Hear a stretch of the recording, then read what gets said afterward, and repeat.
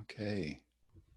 Hi, everyone. Good morning. Or for some of you, you're in different time zones. So I hope this finds you well wherever you are. We're going to get started here. So for those of you that I haven't met, I'm David Trelevin, and this is part of the trauma-sensitive mindfulness community that's been really forming this last year, and people doing amazing work over years and decades now around the intersection of mindfulness and trauma. And it's good to see your faces. I'm not sure, some of you might have seen this article by a friend of mine. His name's Steve Hickman, and he's doing work with mindful self-compassion. And Steve wrote an article that was just in Mindful about best practices around Zoom, really through a mindfulness lens and around self-compassion. It was super helpful. And one of the recommendations of the article was the power of just us getting to take a moment and land here with each other. And so I encourage you, if it's useful for those of you that have access to video, to just get to see each other's faces and to take a moment of almost like letting the impact happen of coming together with a community of people around this topic in this particular moment. So just a thought on how we can best use Zoom here. A couple of housekeeping items is the chat box. We're going to leave the chat box open. So if you would like to be sharing anything from your experience on the call, resources, I will be sending an article or a video out through the chat. So, and it's been great to see where people are here from. So please use the chat. My friend Tyler Grillo's here. He's in the background helping with technology. So if we have any tech stuff come up, he might jump in on the text thread at some point. I just want to mention, you might hear kids. I'm surrounded by kids who live on either side of me, and they have been just tearing around this yard beside, and I want to give them full permission to do that. So you might hear kids yelling in the background. They're okay. And the last thing is, I just wanted to talk about what these meetups are if you haven't been here before. So we started these about 10 months ago. I was visiting my mom in Toronto. I was at her dining room table, and we started to gather together and just dig into certain topics around trauma-sensitive mindfulness. So this is really a chance, selfishly, it's a chance for me to get to connect with the community. It's also a chance for us to get to dig into topics of the moment, practice together, and you'll have the chance to connect as well, as I'll say in a moment. But it's really a chance for us to gather together, take a little dive into a topic, and see where we go from there. So you might have seen this from the email, but what I want to talk about today is around empathy. And specifically, I want to talk about the fascinating intersection between mindfulness, empathy, trauma, and secondary trauma in particular, which we'll define, but really the impacts of being around traumatic events. I want to do my best here to just tie that all into the particular moment that we are in right now around COVID-19. And the last meetup that we were on, I think was about 3 weeks ago. So a lot has developed and changed since then. And we're getting a sense more of the scope of the pandemic. And also, there's so many people in this community that are in practice of some kind, holding others, could be therapists, coaches, meditation teachers. So I want this to be a call that's supportive for you all, and to dig into the topic of how do we do well here, really over the longer term, given the kind of the longer scope that is being broadcast on the news. I've been having the image of really circles of concern. I was in a couple months ago, was part of a smaller kind of care team for a friend that was going through a major medical procedure. And what was cool is that the team that developed had really rungs. There was the people who were closest in, kind of doing the frontline work with this person. And then there were the people, the caregivers of the caregivers, and the ones who were on the next rung out or the next rung out saying, can I get you some food? What do you need? Supporting the people who were caring. So that's the image I had coming into this call today, was all of us doing different work and these different ripples around those that are being most impacted right now. So I'll be talking about practices, and I'll be talking about a particular practice around empathy and mindfulness that I found super helpful in times of stress and trauma and adversity. And that's what felt important today to dig into is how do we practice in times when trauma and stress are here. Sometimes we're working with people that are in active traumatic situations, and then here we are in a real global moment.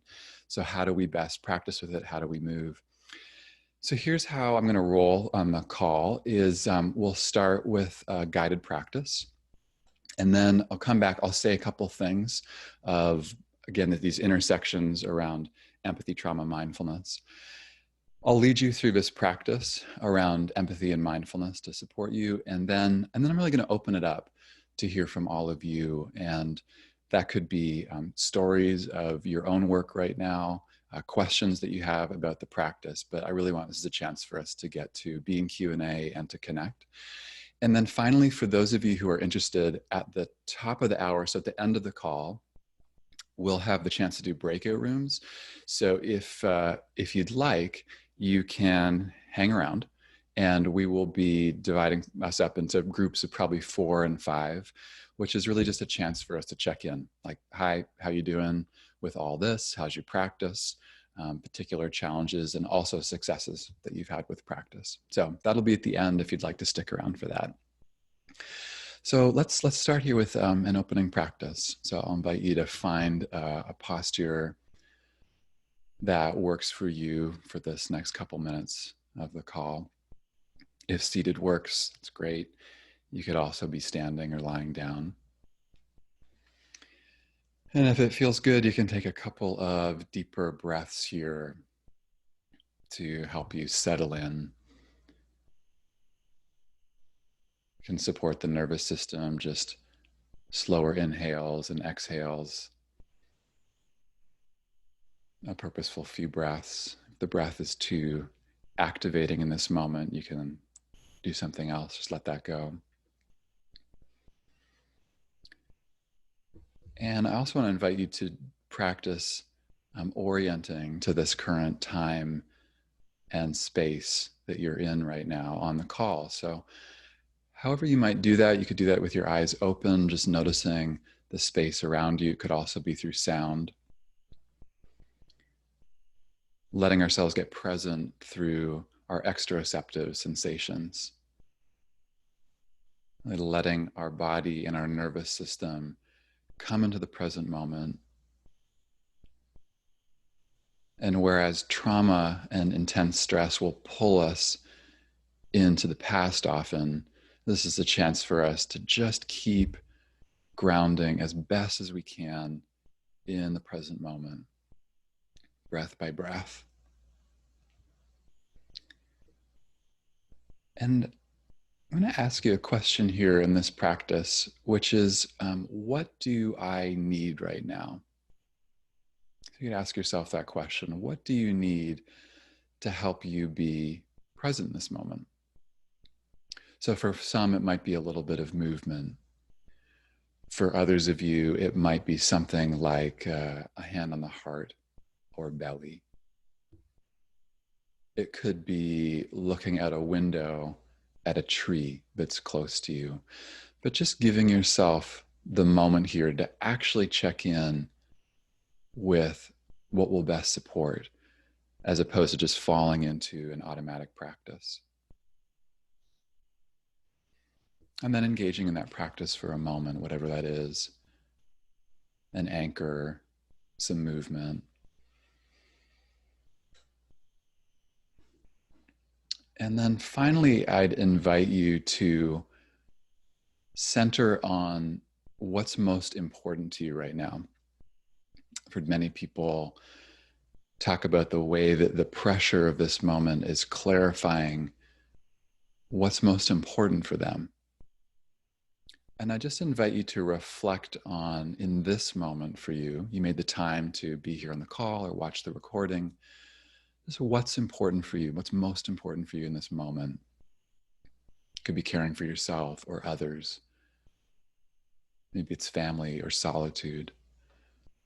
But just letting yourself center what's most important as we shift into this conversation around empathy, mindfulness, and trauma.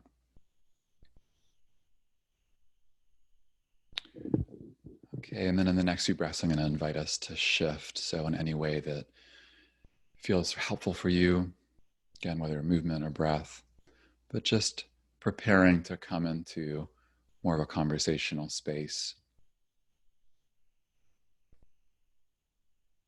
And we'll come back here together.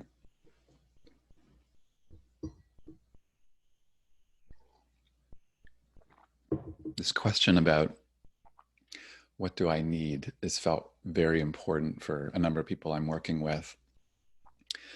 When we have that privilege, that space of really asking and checking in, what of the different practices that I know, what in my toolkit will best support me in this moment?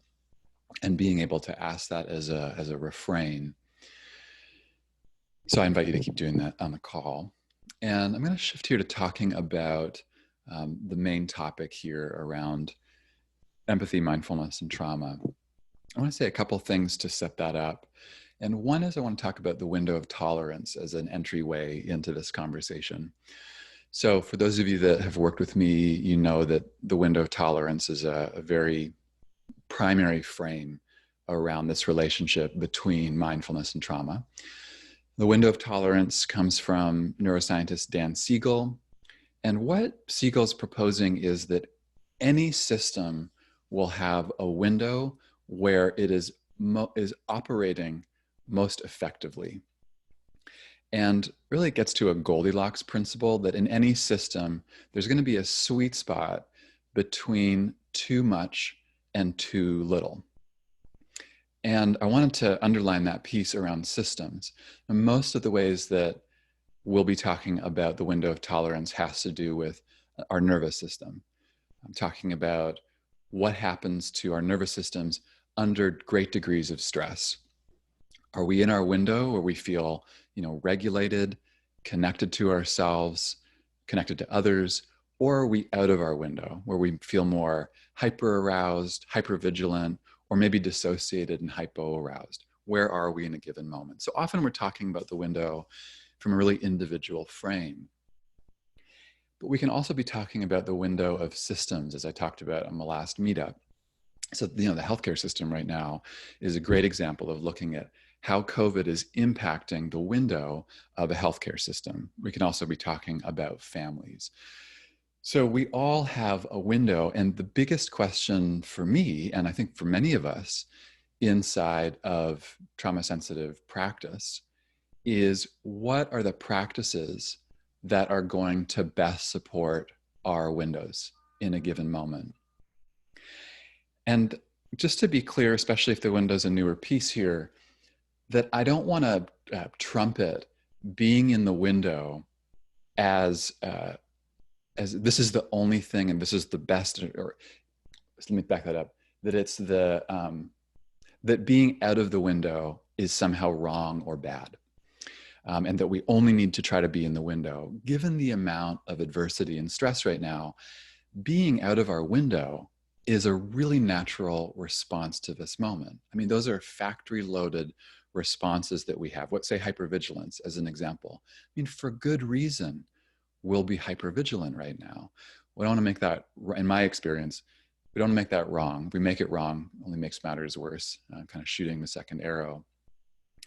So I just don't want to glorify too much the window, and the window is very helpful. Now, where trauma and the window have, I think, a lot of importance for us here is that we can be out of our window, and ideally we get to come back into our window after having a stress response of some kind. My internet went down this morning. This is I'm not comparing that to high degrees of stress, but I had a moment of like, oh gosh. So there was a stress response in my body, heart started beating, internet comes back online. I end up back in my window, take a few breaths, come back in, I regulate. Where we as humans and communities will run into more challenge and difficulty is when we are out of our window for prolonged periods of time.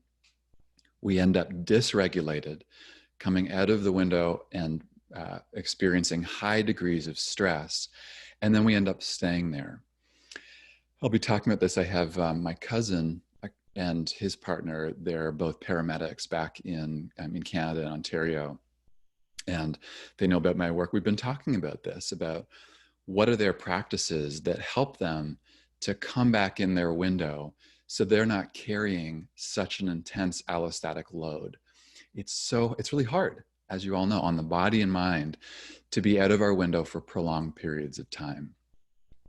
So you could start reflecting here for yourself on what are the practices for you that are your go-tos right now around helping to reestablish a state in the window of tolerance. Now, where mindfulness is so helpful is that we get to actually know, we can observe that we're out of our window. Been working with a hospital physician right now who's a friend and a colleague. We've been talking about trauma, and he's been talking about, he's out of his window, I'd say most of the day, understandably in a high degree of stress response, and is working hard as best as he can to come back in the window because every interaction he's having with a patient is impacting their window. But what he's been saying is practice has been so helpful because he knows that he's out of his window. He knows that he's kind of tethering the edges of his window. And that in and of itself, to know, okay, I'm really here at a higher level, I'm hypervigilant, and then at some point I'm going to be doing a practice to ideally come back into my windows is really helpful for him. So I've been thinking about people. I wanted to talk about social distancing for a moment, and even this experience on Zoom of seeing each other's faces. And for some of us, social engagement will be a key factor of re-regulating, of coming back in our window. We see another person's face.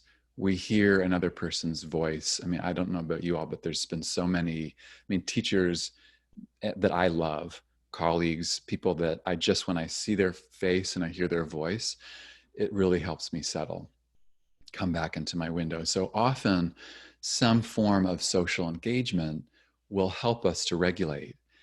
And that to me is what makes part of this pandemic so unique and traumatic in many ways, or at least laden with trauma, potentially traumatic, is these intense social distancing measures can be preventing us at times from actually having that social engagement with another person, at least, or someone we love, and coming back into our window. And the stories of when I've been in touch with hospital workers, these very acute traumatic moments of being in an ICU, not having connection to family, us needing to isolate in higher and higher degrees, I think just brings a lot of trauma into this moment. And so I think it's important that we've been in really creative responses about how we do socially engage. And I'll talk about a few that I've seen in a moment that have been just, my heart just explodes hearing them. But I think we need to be creative as a community, and perhaps we'll talk about that when I open it up here in a moment about kind of best practices around social engagement. But the question that I want to be in here with this community, because so many of you are offering practices to others as a coach, therapist, teacher, is how best do we offer practices right now in this particular context? So I got an email yesterday from someone who said, I'm being asked to lead meditations for a medical community who's in the hospital, COVID-19. What are the best practices here? So that's what I want to dig into for a moment as I move towards this work around empathy, is what are some of the best practices? What can trauma-sensitive mindfulness teach all of us wherever we are, whether you're doing just work around yourself and your own practice, whether you're in a family system that you're trying to work with the window of your family system, and if you're holding others, what are the best practices? How can they support us? So I'm going to cover 3 different principles very briefly, and empathy is the third one. Especially if you're new to the community, these principles might be newer. So the first is respect. And in particular, I just wanted to highlight the importance of respecting survival responses. That whenever we're working in an environment where trauma is present, our unending, dynamic, moment to moment response of how people or communities are working with this level of stress and trauma is so key. And that any kind of attempt to kind of force someone or force a group into a certain state or a certain practice tends to not go well. The body, as many of you have heard this line, but the body will transform with a yes. The body changes with a yes. And so to come in and to be even subtly shaming someone or a group for the choices that they're making seems to not go anywhere. So I wanted to offer a short practice here that some of you will have done, but I think it's useful to do, especially right now, as a reminder about how to embody respect. So this is about a minute-long practice. It's optional, but it's an experiential practice that has to do with our hands. And if you have access to your hands here, I'm going to have my hands up here so you can see them, but you can also have them in your lap. And the invitation here, because we are working with survival responses in ourselves and others right now, so I'm going to invite you to close this hand, to make a fist with this hand. And I want you to imagine that the job of this hand is to stay closed. And in staying closed, this fist is taking care of your survival. That's the job of the fist. Stay closed, take care of your safety and your survival. And then with the other hand for a moment, I'd like you to try to pry open the fist. So actually take a moment and have that physical experience of trying to open the fist that is attempting to stay closed. Just notice what happens. Okay, good. You can let that go and shake it out if you want. And then we'll do one more round. And in this case, I'd like you to go ahead and do the same thing. Closing the fist. With the fist staying closed, its job is to keep you safe. That's what it's doing in staying closed. And then with your other hand, I'd like you to, for a moment, really see if you can bring a lot of care and respect into this hand. And then as you've done that, I'm going to invite you to be making contact with the fist. And with that hand underneath the fist, it's like you're communicating, good job. Like, of course, you're closed. I fully respect that. That makes so much sense. And I'm here for you and I'm present for that. And then just notice what happens. Just notice the response inside, no expectations of what happens. Good. And then I'm going to invite you to let that go, shift that practice.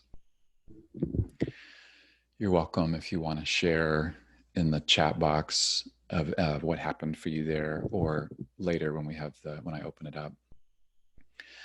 But I wanted to offer that practice as an embodied respect practice, this way of remembering, okay, right, how can I respect both myself and my nervous system, and then extend that respect to others in a moment-to-moment way.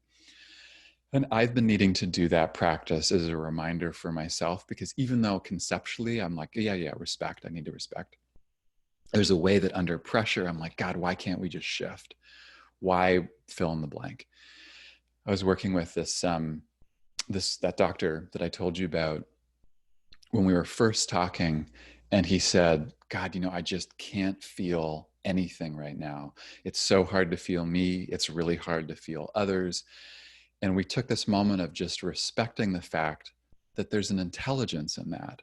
There might have been a slight dissociation, but it was also enabling him to function in his role.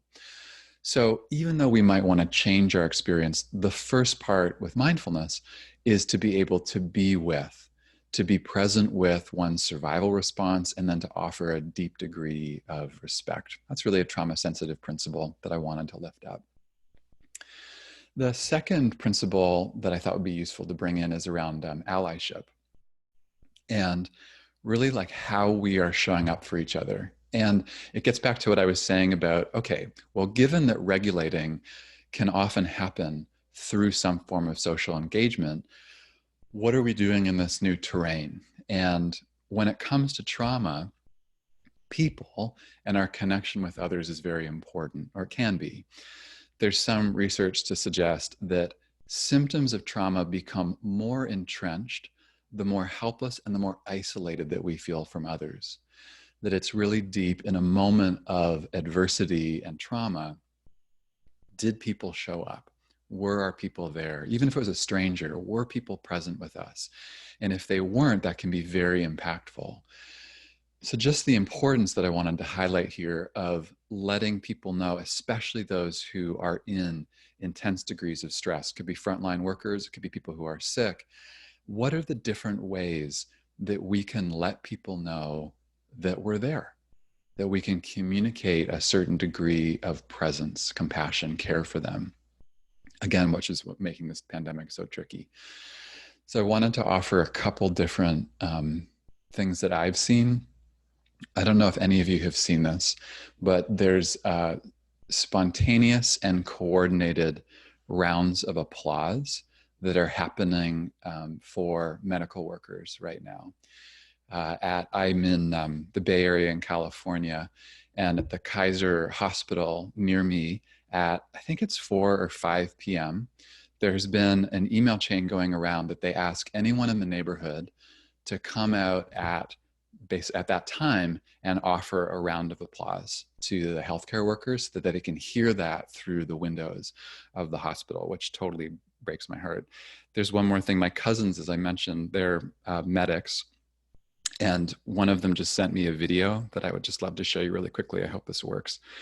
So this is also happening for individual healthcare workers around applause. So let me show you this video.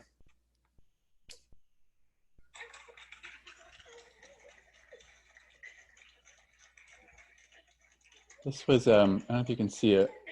This was a block that got together in the morning for someone. And I mean, I'll check up, but they got together and they said, she's a medic. And they just gave a round of applause for this person in the morning. And I thought just, wow, these amazing creative ways right now that we're coming together to let people know we're here, you're not alone, because that is where trauma can be intense. Let me back up. These entrenchment of symptoms, it's okay that we come out of our window. People will often help us come back in our window. So what are the different ways that you can let people close to you keep knowing I'm with you, I'm here? Another example I wanted to give is a colleague of mine named Shelley Tajalski has started a campaign called Pandemic of Love. And I'm going to chat this into the box here if you'd like to check it out.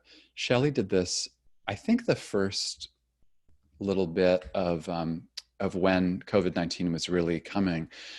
And Shelley she's an organizer at heart, social justice organizer. And she started this campaign, which was to connect in her community families who needed help of some kind, whether it was paying for some food or medicine, with people who could offer to give. And there's been thousands of people who have been connected now through this campaign.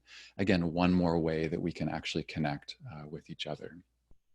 So that's what I wanted to bring out with allyship, is the different creative ways. And I think this is only going to continue for us, that we can be offering allyship, connection to others as a way to support their window, and also for communities as well. So that brings us to the third and then final principle that I want to cover here, which is around empathy. So I'll talk about empathy. We'll do a short practice and then I'll open it up here on the call. So empathy is our ability to understand and share the feelings of another, which is just, it's huge right now. Our ability to feel others, know what they're going through, especially for those of us in caregiver roles, this has been important. And as I mentioned in the email for this meetup, it can get a little bit trickier when we're living in an intensely traumatic moment. How much empathy do we bring forward? And many of you will have heard of secondary trauma, which is indirect exposure to traumatic events through either firsthand account. This could also be a narrative of a traumatic event. So we are surrounded by trauma right now, and I think the potential risk of secondary trauma becomes high.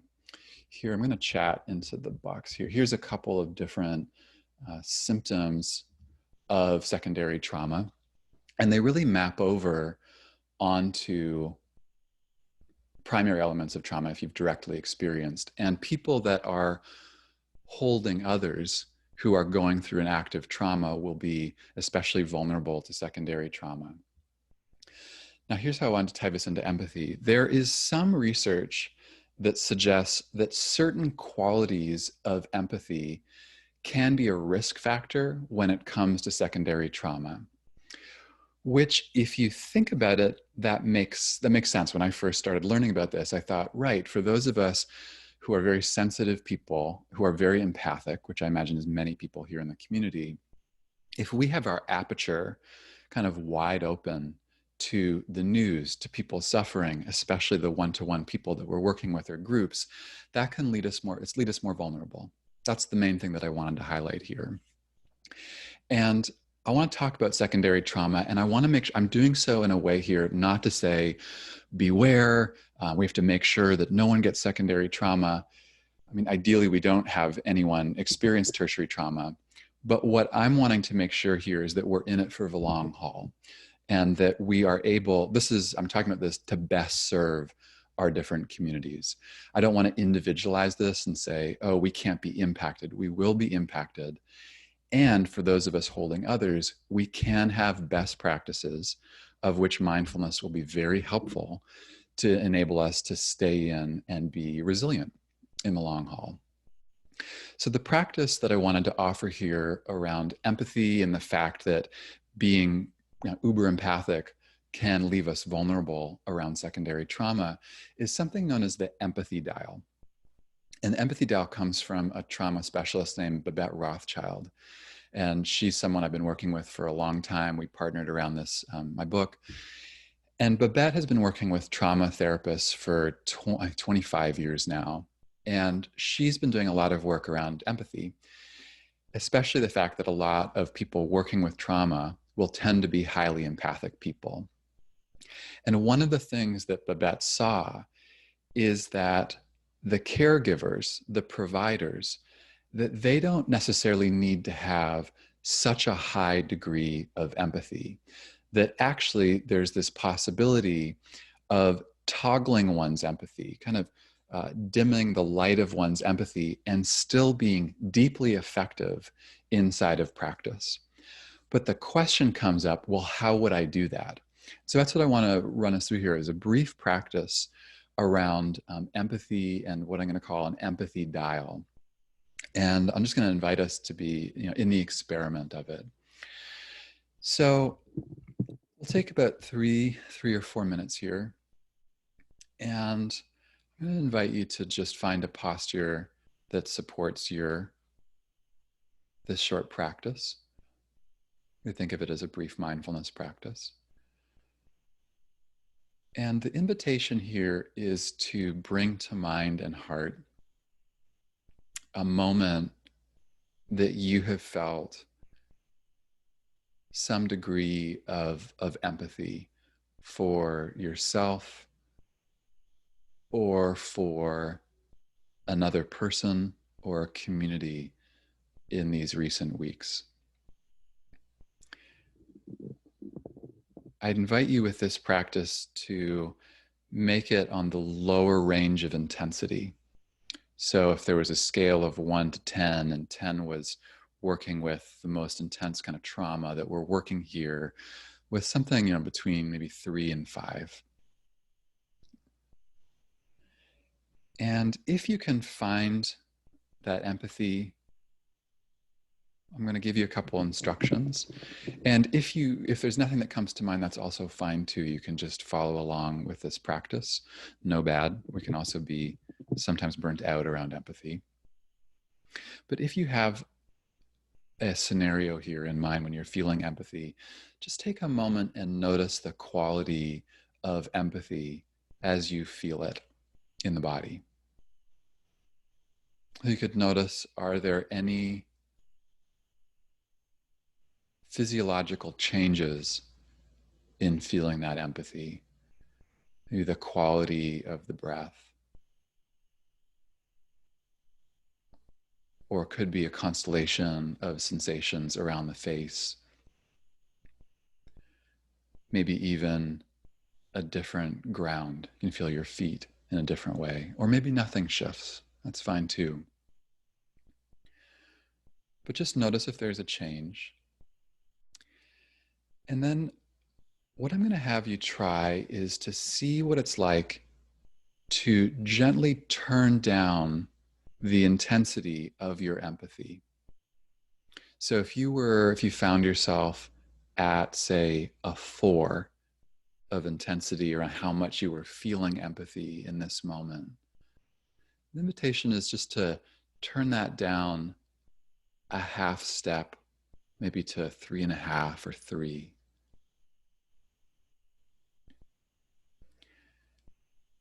And in doing so, I'd like you to see if you could notice how it was that you did that. So I know for me, one way to modulate my empathy is to feel my back in a different way, or to feel my feet and just intend to come into the back of my body as opposed to being at the front. But just notice for you, do you have a volume control here with your empathy? And then for this last part of the practice, I'd invite you to see what feels right for you in this moment. This is not to make empathy wrong at all. It's more that you are in some form of agency with your empathy in this moment. How empathic do you want to be? What will best serve you right now?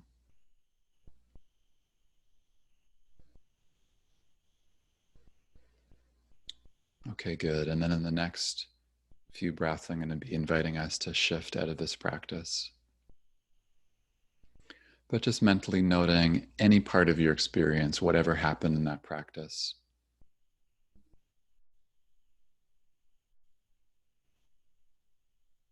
And then you can come back here to our conversation. Okay, so thanks everyone for trying that. So just to tie this back into an empathy dial, is what Rothschild and others that I've talked to have noticed is that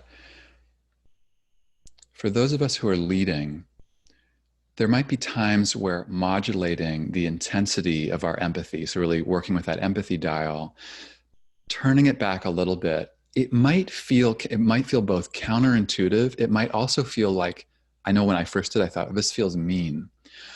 What I discovered in working with others, that if I actually pulled my empathy back a little bit, if I modulated it, that I was still being effective in caring for others. There can be an assumption that we need to be at a high level of empathy, especially in moments of trauma. But actually, the reverse can be true. In moments of intense adversity, modulating our empathy can actually both support us and others by keeping us in for the long term, helping us be resilient. So if there was any particular qualities that you notice, like, oh, I can modulate my empathy by feeling my feet or whatever for you, that's great. And if not, then I'd invite you to keep practicing with that if that feels useful for you.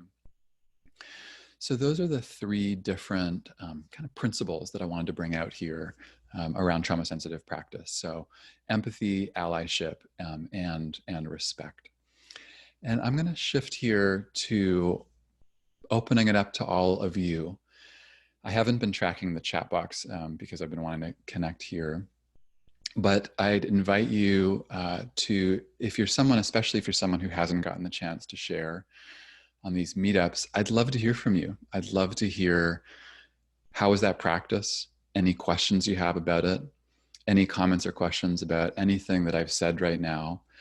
or if there's an experience that you've had in teaching or practice that you'd like to share here with the community, and that you think would be useful for others to hear about, I'd absolutely invite you to jump in.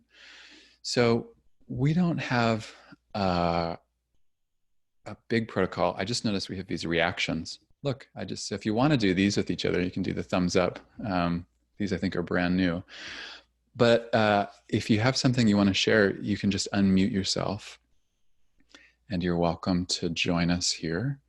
And we'll be here for the next, let's say, 15 minutes before we close.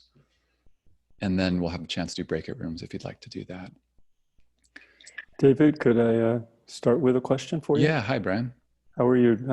I've been a big fan of what you're doing, and thanks for having these meetings. I appreciate that. Thanks. My guess is when you started thinking about trauma-sensitive mindfulness, you were thinking of it as a subset of a population, and that there'd be the rest of the population to support that in a new and different way.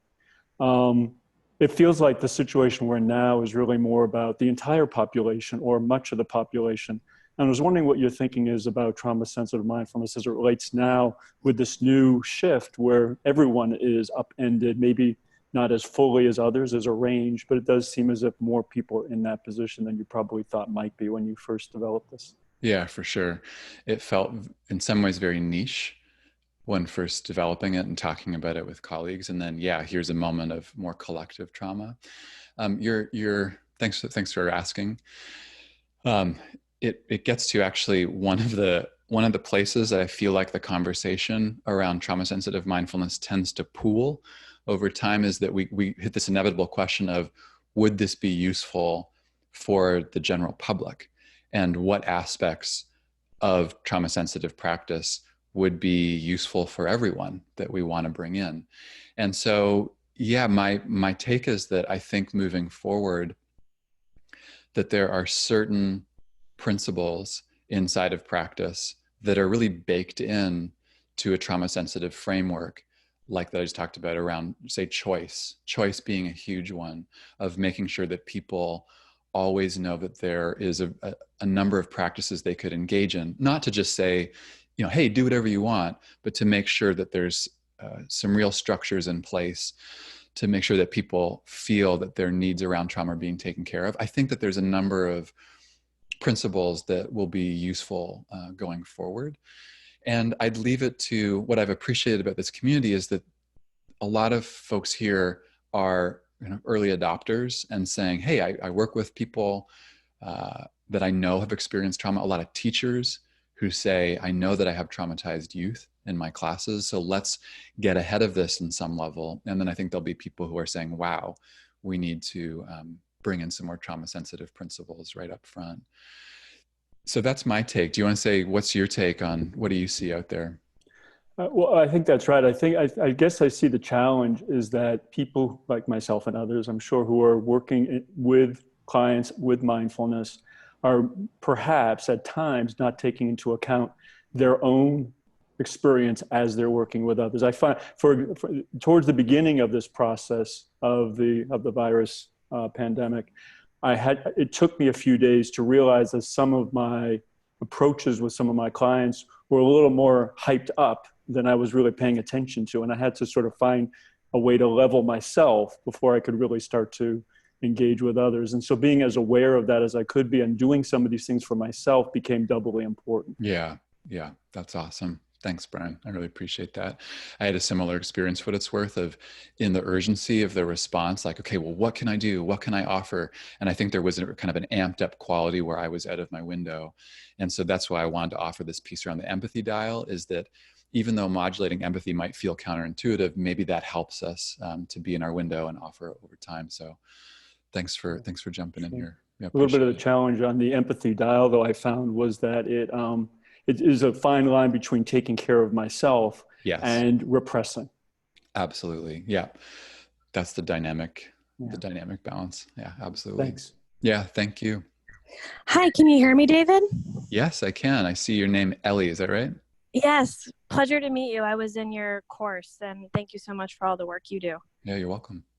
I just wanted to share that I've been teaching meditation for a company the past few weeks. They rehired me from, I taught there back in November. And one of the things I just wanted to offer that was really helpful, Yeah. aside from just, doing compassion practices and mindfulness practices, is literally getting up and having them shake their bodies. So like Yes. moving around and just shaking their arms, shaking their legs, doing it for like 2 to 3 minutes. And I actually heard this from Tara Brach's podcast. Jim Gordon, I think is his name, offered that as something he used with a lot of trauma and war survivors, and how, sometimes just sitting is really, really helpful, but sometimes it's not. And, having them get up and shake for 2 to 3 minutes, some of them said that was like the thing that cracked things open for them. So, Wow. yeah, I'm a yoga teacher, so it was easy for me. So maybe not as,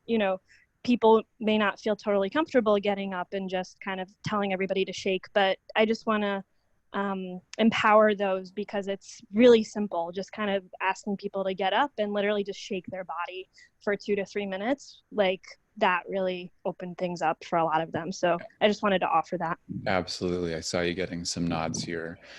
I think that's a huge for this person I was talking to yesterday who's doing work in the hospitals, and they're having these very brief meditations with nurses and doctors that it can be counterintuitive. We think, well, if we're doing a mindfulness practice, let's sit. But actually that movement, as you're saying, can be really helpful. Just want to give one added layer around why that works with trauma, is that when we're working with this kind of intense adversity and trauma, as I said, we're working with survival responses, which has to do with often the sympathetic nervous system, which is really the accelerator of our nervous system. And with, for a doctor, for example, or any kind of mental health worker, or hospital worker right now, running that level of energy can be difficult. So they might actually need to cap that level of activation, but that's actually trapping a lot of survival-based energy in the psychobiology. And one of the ways that I've learned about this is think of it like a soda bottle, that if you shake up the soda bottle, which is what's happening during traumatic activation, and there's that cap, that you actually need the possibility of releasing some of the pressure. So being mindful might be really helpful, but then movement, especially mindful movement, can also be really helpful. And I'd encourage, some of us will have heard about, okay, well, we need to just move our bodies. And there's some traditions where you're actually just, you're taking, for example, a pillow, you're hitting a pillow, you're moving a lot of energy. That can be too much for our physiology. So imagine that bottle again. If we just crack the cap, that can actually overflow. So we need to be offering movement practices that are akin to just cracking the top of the bottle, that allows there to be some discharge, but also allows people to kind of stay online at the same time. So just a note, Totally. yeah, go for it with movement. And then I think what you just said, 2 to 3 minutes is ideal, in little beats at a time, can be a really regulating practice. Yeah. What I did with them is exactly that, mindful movement at the start. Some just gentle yoga stretches. And then we did the shaking for 2 minutes, 1 minute, 3 minutes, whatever. And then we went into the sitting practice. So, and I think someone was asking, it was on Tara Brach's podcast, and his name was Jim Gordon, I think is the name. So yes, thank you so much. Yeah. Thanks, Sally, for your work. Appreciate you jumping on. Appreciate you. Thank you. Hi, this is Martha. Can you hear me? Hey, Martha. Yeah. Nice to meet you. Nice to meet you too. I just want to share with the group what my experience is. I think I just need to be heard on this one, and that'll probably do it. But I have a very different experience right now of this reaching out and connecting. I'm feeling sensory overload. I'm feeling way too much. And I think part of it might be because I'm used to a lot of quiet, and my husband would be at work and my daughter would be at school and I would work from home. And then my husband started working from home, which is fine because he's an introvert. And so we got our rhythm down. But now the school wants to check in, the teachers, the counselor, the head of school, the pony barn, the swim team. And then, everything online is, hey, you can learn this now and you can learn. And just yesterday I thought, oh my God, I'm going to lose it. And I'm just wondering, is anyone else feeling like the chaos is actually amped up right now? And is quietude like missing for anyone other than me? Because I'm like on the brink, man, of losing it, Mm-hmm. Martha, can you see the nods? You're getting a lot of love here. You're absolutely not alone. Yeah, yeah, yeah. Thanks for sharing that. That's real. How are you? So it's a lot. It's a lot of like contact input. And I just want to invite you to let in, well, you don't need, maybe you don't need more input right now, but with the chat and also the nods that you're definitely not alone. I'm with you in that. I'm finding that too. There's a real rush. Can you talk about what's been the impact for you given this level of intensity? Is it bringing you out of your window? What are you finding? Well, I don't think I'm present at all. And I feel myself emotionally shutting down. So, and it probably is just completely, protecting myself from any more inputs. I also have noticed it's the quality of connection. So what you were saying earlier about us needing to connect is important. And then I think it's the quality. So if everybody's being coached to send out, all of this reach out stuff, that feels like another wave of a pandemic that I don't want to be a part of because it's prescriptive. We should do this. But I think when something's intentional, perhaps it could make a difference for me. Yeah. So, I just, I don't know if any of you know the Enneagram, but I'm a 3. And right now I'm as 3 as you can get, like really cutting off any of how I feel, just what else can I do to like cope? And sometimes I stay up at night to get my practice in or just to be alone and try to regroup. But I told myself I cannot hold my breath through this. We don't know how long this is going to go. Yes. And I embrace it. I really think we're going to have some global enlightenment. I'm excited to be a part of this movement. And I think it could go on and off for 2 years. Absolutely. So my plan of like coping isn't going to be a good one. It's not sustainable. Yeah. Yeah. I'm so glad. Thank you so much for sharing your experience here. And again, you're getting a lot of, if you're watching the chat, there's just a lot of resonance here. And it's in part this piece around the empathy dial where I'm not sure about you. I really resonate with your experience where it felt like there was this big wave, at least here in the US for the last, felt like 2 weeks or so of an understandable urgent response, a lot of free offering, what do you need? And then utilizing, and I think technology amplifies it in so many ways. And in my experience, the last, I'd say 3 or 4 days from my conversations, I think this wave of overwhelm has really sunk in for a lot of people of the level of this article from Steve Hickman about like Zoom is just, he's saying, I'm feeling overwhelmed. How do we work with this well? And so absolutely, I think boundaries are going to be really important. And then the quality, as you're saying, not quantity of connection, but actually being choiceful. So I'm going to ask this question of you, but it's also for the whole group. Do you know, are there places where you do feel that you have some agency or some levers that you can pull, recognizing, we're in a moment like you're getting all these incoming requests. Are there places where you feel like you can be in choice around the degree of contact or can have boundaries? And there may not be, but I just wanted to ask for you and for others, places that we can be in choice around that level of connection. Oh, you're on mute right now. Martha, you're on mute. Okay, Yeah. Thank you. For me personally, what I've noticed is, that part of us that wants to get it right. Or I'm really not one to be perfect, but anyway, so it's like I must respond to this. Yes, for that sure. Part of me is like, to be good and participatory, I must do this. And then the pushback for myself yesterday was, really? I mean, could you, like on some Zoom calls, can I watch the recording later? Can we not Zoom? Can we, do a phone call? Do I have choices? But it's that pull of what will other people think and the right way to do it, and just Totally. suck it up, man. Just, participate. Everybody else's. I noticed like that is very active in me. I have this tension. Yes, I relate. There's so much pressure right now, isn't there? And then all the overriding that's happening. Yeah. Well, I think for what it's worth, I'd love, maybe we can keep in touch about this as we go forward with the meetups about how it's going, of your modeling here for us about that if you get to have limits and make choices about your window, that will give permission for others to get to do the same. So thank you. And I'd invite us to, like, when it's appropriate, to be transparent about making these decisions. And you're modeling a different way that we can move through this. So, and this is friggin' hard right now. So let's, yeah, thank you again for being honest. Let's keep talking about it.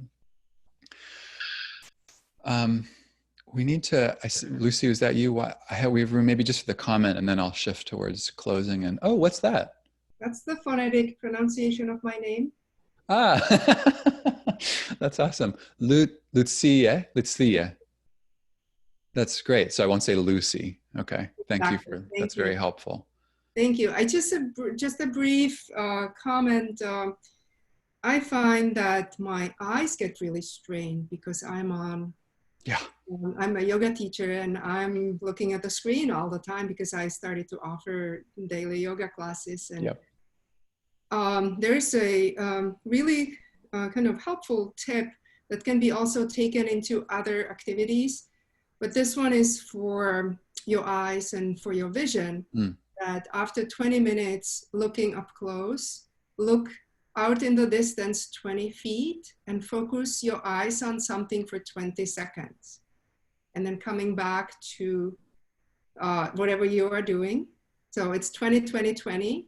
After 20 minutes, look out 20 feet, focus on something for 20 seconds. And that last part is really important, to keep the focus on something. It could be, you know, like what I'm doing, I'm looking into my kitchen where I see my microwave and there is the digital clock on it. Mm-hmm. And I really start like seeing much more sharply whatever I'm seeing. That's great. And the eyes don't get strained and they don't get stuck in the up close position.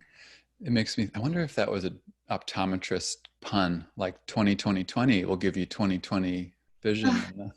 Probably, yeah. I had a brain injury and I was doing vision therapy and this was part of it. Thank you. That's really helpful. You got a lot of nods there. I'll just, to tie that into this whole session today, I'd invite you all, based on also, Martha, what you said, if you're setting a timer and taking that 20 minutes and then the 20 seconds to check in with the window, to check in with your level of activation in that moment, also with your empathy to see, do I need to toggle this back a little bit? I think those little mindful breaks are going to be key for us going forward, especially with so much screen time. It's like 2 hours later and all of a sudden I blink and I'm still on the computer. So thank you. And thanks for, can you show us the card again about how to pronounce, not Lucy, Lucia. It's Lucia. Lucia. That's such a great idea. We should all have that. That's where the accent is. This is the innovation. Oh, I see. This is the innovation. I'm still working with these different reactions, like the thumbs up. Okay, friends. David? Yes, we have to shift here, but okay. I just wanted to mention one thing that I don't think has been mentioned. So I'm a program director for a suicide prevention program, and what I found really helpful for me in this last month is that really relying on our team and trusting that other people in our team are doing a good job, and they have been, and just remembering that I'm not alone in this, and letting others do a good work, and they will. And that's been just helpful to do that and let go of things thinking that you have to do it all. Do it all. That's it. Absolutely. Thank you. Yeah, thanks for that reminder. Appreciate that. We're in this together. Okay. Thank you, everyone. I haven't, again, had the chance to see the chat box. In a moment, we'll pivot. And if you'd like to hang around and be in breakout rooms, you'll have a chance to get to meet a couple people, or if you're saturated, as Martha brought up earlier, and you've had enough of this kind of contact, then of course we'll shift here. But why don't we end here with just a brief practice? So coming back into that posture that you started with, or actually you're welcome to shift it, whatever's going to support you here. Just invite you to take a couple of mindful breaths here as a way to support integration from this time together. Noticing your own state. You could even notice your mood right now. And if there's any places that of learning here for you, you could note those, or just appreciations for others on the call, for you for showing up here. And then I want to invite all of us to be extending care, courage, and ground to those who are being most impacted right now. Both those who are struggling with their health or those caring for them. Just taking a moment to extend our care towards those many communities and also care for yourself. And then finally, as we shift here, just invite you to check in with yourself about what will best serve you in this moment as we transition. These transition moments are important. So you might be going into something that you need to go into, or if you have a moment, what's going to support you? A drink of water, standing up, stretching, maybe that 2 or 3 minutes of movement. Just noticing for yourself here, tracking that. Okay, good. And then we are going to be shifting here. So I'm going to invite us all in a moment just to come off mute so we can say goodbye to each other. And then a minute or so after that, if you're still here, we'll give you the instructions for the breakout rooms. But thank you, everyone, and be well. Thank you, everybody. Thank you. Blessings. Your kid. So much. Goodbye, everyone. Bye. Mindfulness space. Bye. David. Very much. Bye-bye. Love.